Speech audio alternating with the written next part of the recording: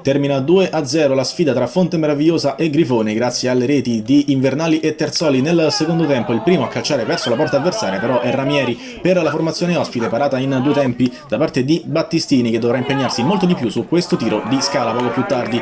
Arriva poi un'altra ghiotta occasione per il Grifone, si tratta di Accoroni questa volta che non inquadra la porta, solo a centro area.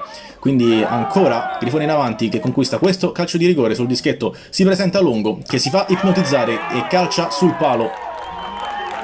Nel secondo tempo entra Terzoli e cambia la partita sul pallonetto del numero 15, ci mette le mani Capanna ma da fuori area non ha dubbi l'arbitro, che mostra il rosso al portiere. Non demorde però la formazione di Gualdaroni, che va vicino al gol con questo colpo di testa di Fiorentini, grande parata da parte di Battistini. Ancora un'espulsione per il Grifone, si tratta questa volta di Guidoni, per un eccesso di nervosismo viene allontanato dal campo e allora Terzoli prova a cercare un'altra volta il gol, viene parata quella sua conclusione, poi l'azione va a spegnersi. Cambia tutto su questo calcio d'angolo quando arriva il tiro da fuori di Fratocchi e sul rimpallo si fa trovare pronto Samuele Invernali, il capitano la mette dentro, si sblocca in campionato il bomber della Fonte Meravigliosa con il primo gol stagionale e poi corre ad esultare insieme al mister.